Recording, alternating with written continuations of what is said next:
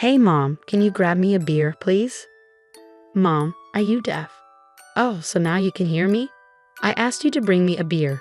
This is how it always is when my son and his wife talk to me.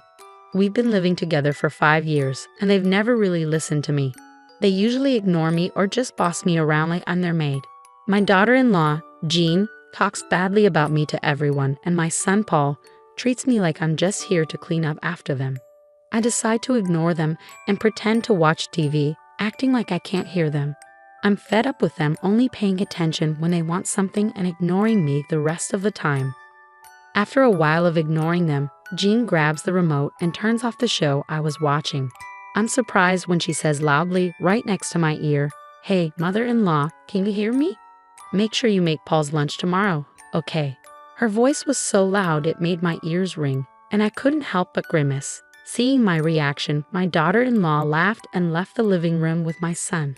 I couldn't help but wonder why she couldn't be a bit more considerate, especially since I'm her husband's mother and she relies on me every day. But judging from my son's behavior, it seemed like I was just a maid to her. There was no apology from either of them, and I didn't feel like they cared about how I felt. Frustrated, I sent an email to my husband and decided to leave the house. My name is Karen, and I'll be turning 72 this year.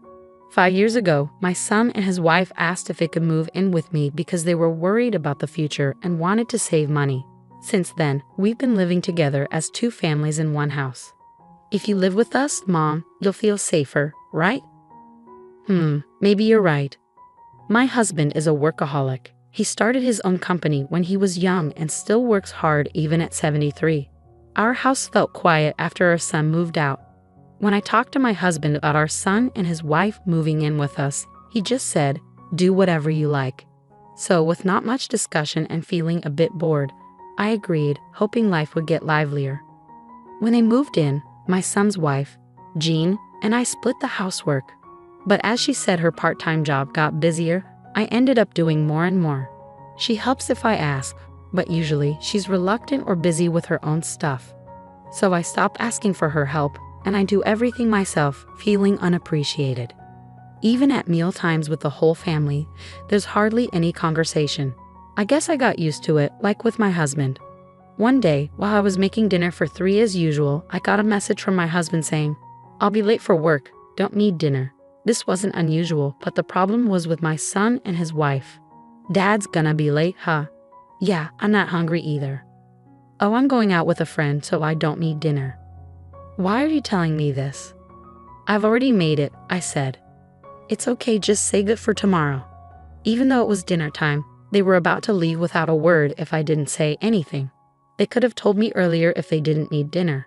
It seemed like they'd never think to consider me first. I couldn't help but feel frustrated at their rudeness. But they left without any apology. What am I working so hard for? I sat in a quiet living room, looking at the dinner I'd already prepared, not going to waste. What am I even doing? Just thinking about it made me feel so tired.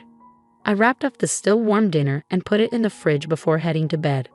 The next morning, when I came downstairs, my husband, who had woken up earlier, apologized, saying, "I'm sorry." Our conversation was short, as usual. It could have ended there, but when my husband noticed my expression, he furrowed his brows slightly and asked, "Did Paul and his wife have dinner?" "No, they said they didn't eat and went out," I replied. "I see," my husband said, noticing the dinner for 3 in the fridge. I was glad to finally have a conversation after so long, so I told him what happened last night. My usually quiet husband listened carefully. After hearing me out, he gently said, "You don't have to do everything." He acknowledged that our son's behavior was becoming worse every day, but that doesn't mean you should overwork yourself. His words felt like a weight lifting off my shoulders. I realized I had been pushing myself too hard and felt relieved that my husband understood. My son and his wife were grown-ups now, so I didn't need to do everything for them. With that realization, the situation seemed a bit brighter. I might be late from work again, so you don't need to prepare dinner for me tonight, my husband said. "Oh, okay," I replied with a smile. With his words in mind, I decided it was time for my son and his wife to understand this too. Even though it was Sunday, I said goodbye to my husband and made up my mind to stand up to my son and his wife. Once my husband left, my son and his wife finally woke up in the afternoon, still in their pajamas. They came into the living room and immediately asked, "What's for lunch? Why don't you have what's left from yesterday? But you could at least warm it up for us or set it on the table. You're not small children. You can do it yourself," I replied. "Well, mother-in-law, you are getting old, aren't you?" Jean, my daughter-in-law, joked with a laugh, and Paul, my son, joined in, looking at me. "I'm exhausted because Jean hasn't been helping with the housework at all," I said. "Oh, can't you manage without me? Is it your menopause or something?" Jean retorted, laughing. Their attitudes made me sigh. They went back to their room without cleaning up after eating, seeming unbothered. As expected, my husband didn't return until late that night. Since I didn't need to cook for him, I bought myself a ready-made meal from the supermarket. "Oh, Mom, what are you eating? Ready-made food? What about dinner?" Paul asked. "I don't know, mother-in-law. What are you thinking? Have you forgotten about your family?" Jean added. I wondered if Jean was incapable of having a conversation without throwing in some bark. I decided to ignore my daughter-in-law, which seemed to quiet Paul down. However, he quickly picked up his phone and started complaining again. "You don't work, Mom. You should at least take care of the house." I thought that since it was their day off, they could prepare their own meals for once. But instead, they decided to order delivery. "Give us the money later," Paul said, which made me lose my patience, especially since they were always talking about saving money. I agreed not to ask them for money to cover our living expenses, and I never bothered them about it. But I never expected them to take advantage of me like this. I decided to completely ignore them, refusing to do anything for my son and daughter-in-law, who showed such disrespect. "Hey Mom, beer," Paul demanded, while Jean kept making snide remarks. Paul talked to me like I was their housemaid. Ignoring them, I turned my back and pretended to watch TV, acting like I couldn't hear them. After a while of ignoring them, it seemed like she gave up and stopped talking to me. But this peace didn't last long. Before I knew it, my daughter-in-law snuck up behind me, grabbed the TV remote, and turned off the TV. Startled, I looked up only for her to shout into my ear, "Hey, mother-in-law, can you hear me? Make sure to prepare lunch for Paul tomorrow, okay?" Her voice was so loud it hurt my ears, making me flinch. Laughing at my reaction, my daughter-in-law left the living room with Paul. I couldn't help but wonder why she couldn't show a bit of courtesy, especially considering that I'm her husband's mother and she relies on me regularly. But judging from Paul's attitude, it seemed like I was nothing more than a maid to her. As it turned out, there was no sign of consideration for me at all, and I didn't even hear an apology for last night's dinner from either of them. Letting out a deep sigh, I sent a text to my husband and made up my mind to leave the house. Early the next morning, I packed my things and left before they woke up. When I arrived at a nearby business hotel, my phone buzzed with texts from Paul, who had just woken up before heading to work. Apparently, they were in quite a chaos this morning.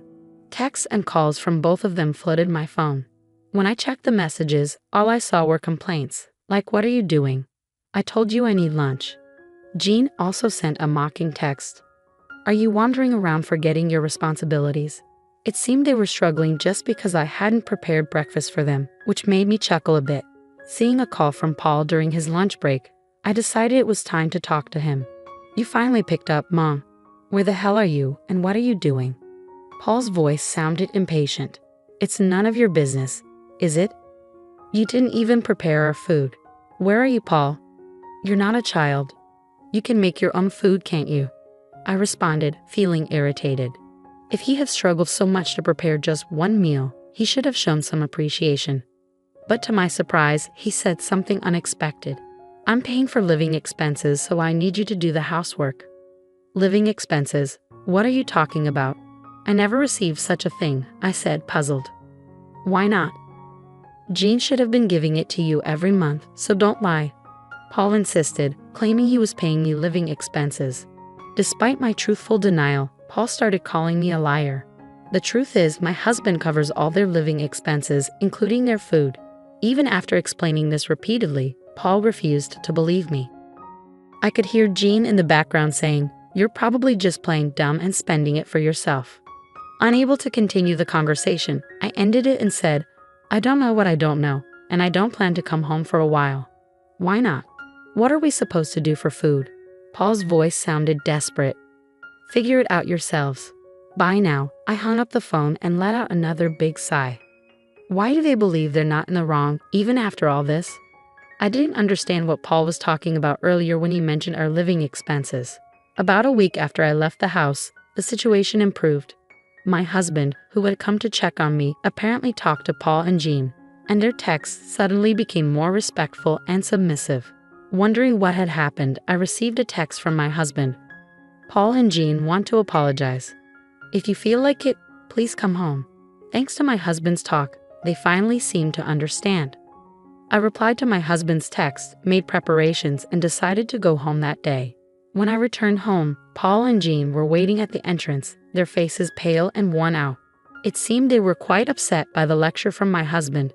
I decided to hear the story about this past week from them and my husband about the living expenses.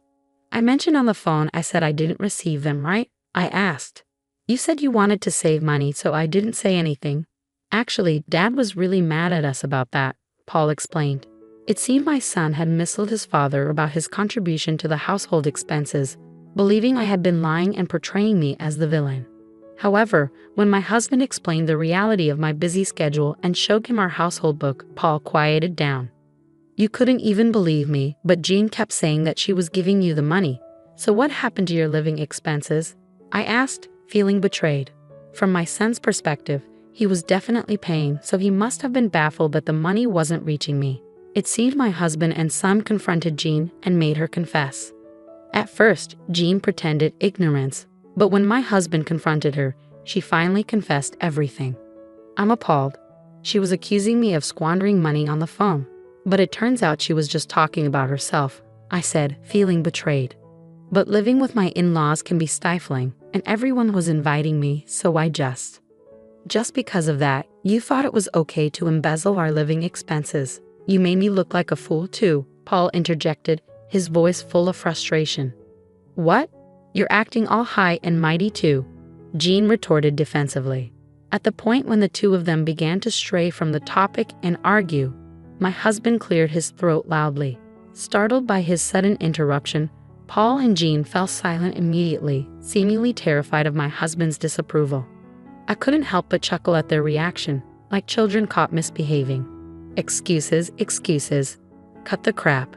First, you should sincerely apologize to your mom, my husband said firmly. I'm sorry. The two of them finally bowed their heads to me. But Paul still tried to justify himself, saying he had been taking it easy because it was his home. I've been busy at work, and I just wanted to relax at home, he added. So what about your mother, who was being taken for granted and mocked by her big son and his wife, even at her own home? My husband's words cut through my son's excuses, leaving him speechless. I'm appalled at my son, who, despite his age, still relies on his parents, and at Jean, who took advantage of that to embezzle money. My husband continued, his tone firm. Mom, I'm sorry. You see, I'm apologizing to you, Paul said, trying to make amends. Do you think an apology makes everything okay? Please reflect on yourself a bit, I responded firmly. The two of them thought that bowing their heads to me would resolve everything smoothly, and they were flustered by my words and tried to make excuses. But I could see through their scheme, and I shook my head. Whether you contribute to the living expenses or not, I can't overlook that attitude. You have to learn to be more grateful, I said firmly. But aren't you worried about your future too, mother-in-law? Paul interjected. Yes, I'm full of worries about relying on people like you. How can you talk to us like that? I retorted.